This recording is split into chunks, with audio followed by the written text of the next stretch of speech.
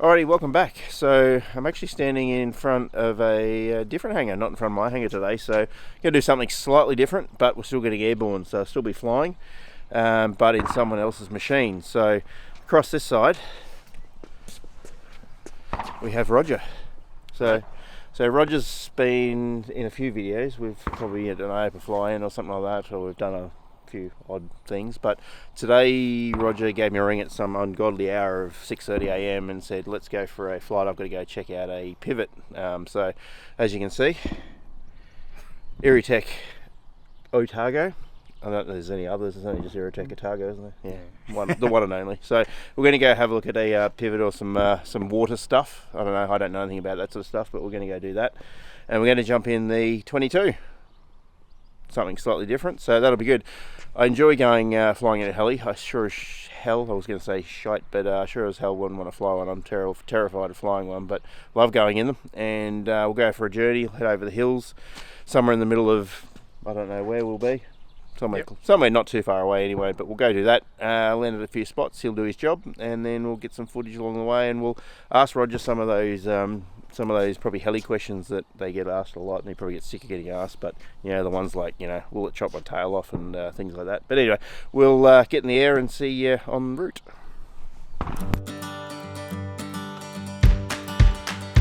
I was quietly protective of my heart to reassure that it couldn't break to pieces and be left alone once more. If you hadn't been so patient, you'd be easy to ignore. You put up with all my till you didn't anymore. And now I stand here calling at your door. Oh, now I stand here calling at your door. Yeah, I'm yours, anywhere you want. Yeah, I'm yours, and now we're singing.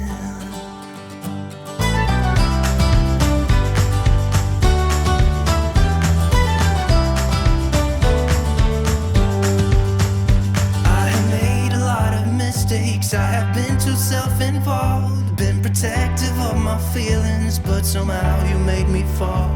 You got underneath the surface and you shattered every wall. And I know I got that feeling, there's no question anymore. And now I stand here calling at your door. Oh, now I stand here calling at your door. Yeah, I'm yours, anywhere you want. Yeah, I'm yours, and now we're singing.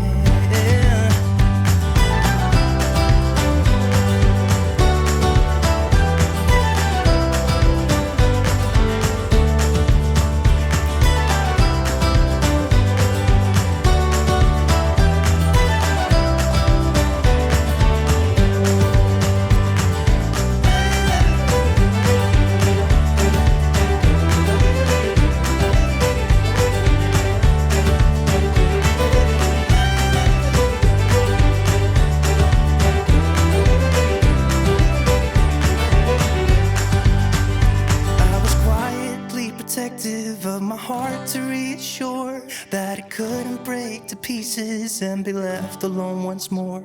You got underneath the surface and you shattered every wall. And I know I got that feeling, there's no question anymore. And now I stand here calling at your door. Oh, now I stand here calling at your door. Yeah, I'm yours, anywhere you want. Yeah, I'm yours, and now we're singing. And now I stand here calling at your door. Oh, now I stand here calling at your door. Yeah, I'm yours, anywhere you want. Yeah, I'm yours.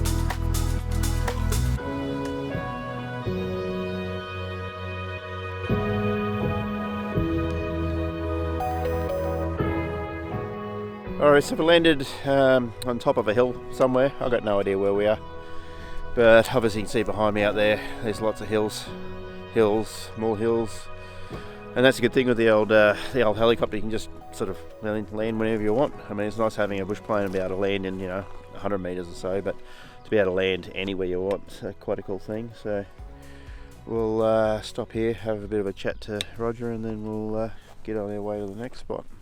So, how long have you been a helicopter pilot for? Probably started, I think, in 2018, I think, was when I first started.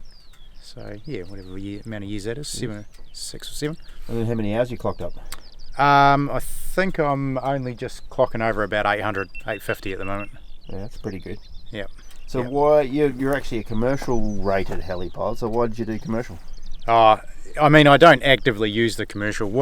How that come about is I did my private, and I think there was a day I remember with about 52 hours on the clock. I was taking one of the kids for a fly, and it felt a bit uneasy. I think it felt a bit. I felt I should know more about it, so that led to just I went and did some more training, some mountain training, and a bit more sort of training in the Robbie and everything else. And then it got to the point where I thought, I just wanted the challenge of it, so I just went and did the commercial as well. So there wasn't any intention specifically to go into commercial flying, but I found the syllabus and the PPL was a bit lacking, so the CPL just sort of cleaned it up, and it doesn't make you a better pilot. It just tidied up a bit of the theory and that I felt I was lacking. So yeah, just went and did it as a challenge mainly. Yeah, cool. And then you also decided to start doing fixed wing. Is that because you thought it's so much cooler, like the guys like us flying around in fixed wing? You thought you'd do it too? Yeah, well, maybe I'll get a bush plane and make better videos than you one day. Yeah, well, you can try. You can only try. That's right. So we're flying in what's your machine? Yep, this is a Robinson R22. What year is it? This is a 2006, so this is a beta model, not the beta 2 model, which is probably more popular. I picked it up out of a guy in Canterbury, and it's really tidy, so no, it serves me well. Yeah, cool. So I don't know, there's a bit of a stigma about the old mast bumping or tail chopping or whatever you want to call it. So what's your thoughts on that? Look, I'm not going to defend Robinson. They have a rotor head that maybe in certain modes of flying or extreme weather they can be problematic. But you've got to respect the envelope of the machine, and it's. So what causes mast bumping? Like, what is the actual? Mast bumping is actually caused by the tail rotor. And it's prevalent in any teetering rotor head. The Jet Rangers, the Hueys used to have a lot of it years ago. So yeah, it's just a weakness of the machine. But you've got, as long as you respect it and keep it in its envelope, then you're not going to get into a mast bumping scenario.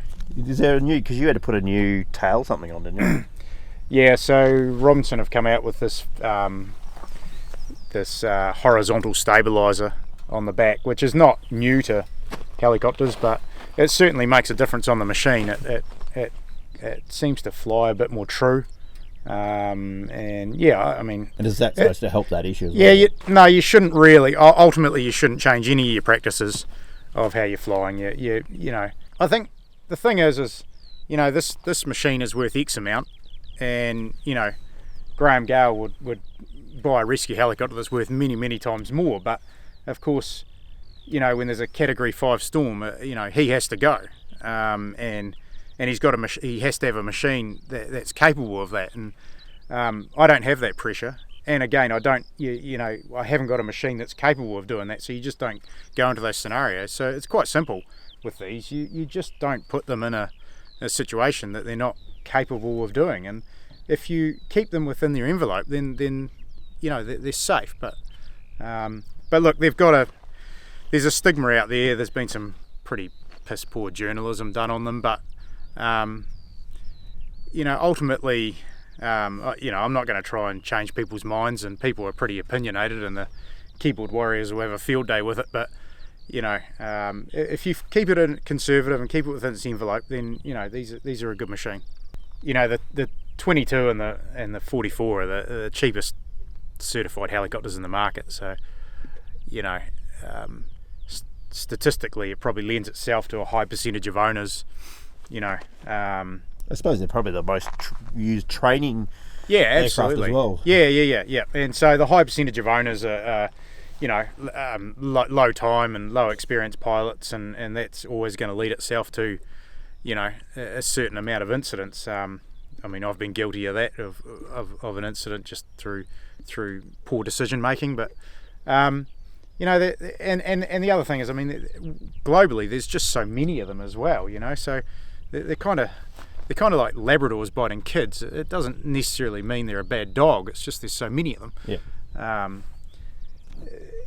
But it's just they're still a good machine. You've just got to operate it within its envelope and its capabilities, and then you've got no problem. Yeah, cool. And it must be pretty cool getting to fly for work as well. Obviously it's a tool for a job, and you get there so much quicker, I guess, and things like that. But it must be cool to be able to use it for work as well. Yeah.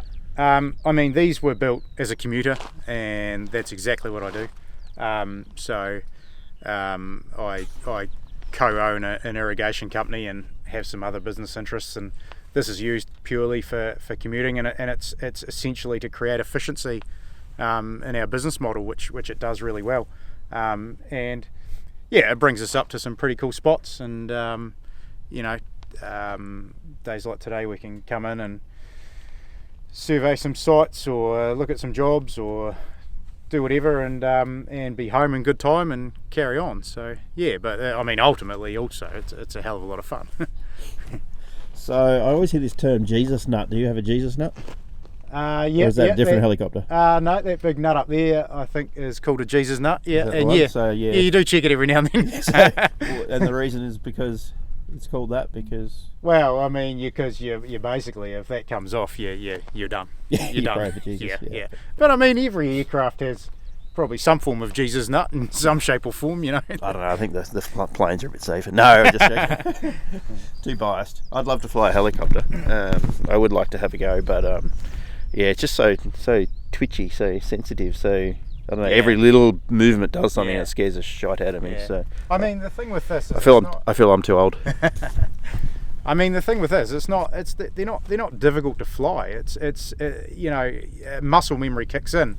What the difficult thing with this, and same with every aircraft, I guess, is just it's all the surroundings, the situation. It's the weather. It's navigation and everything that comes into it, so that the actual physical flying is not that hard. It's all the variables around you trying to control that. Cool. So what we'll do is we'll jump back in, and then you got two more other spots you want to look at, and then we'll do that, and then I guess after that mosey back to Cromwell. So let's jump back in.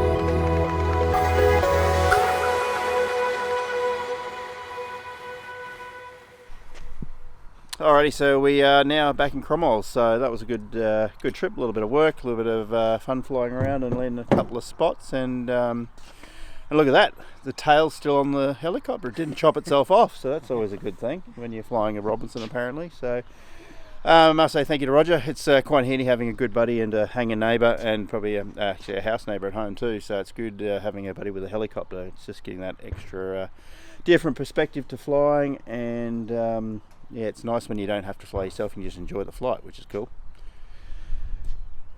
I think that's about all. Thank you. Thank you. Thanks for coming. All good. Done. And we'll see you on the next one. Cheers. See you later.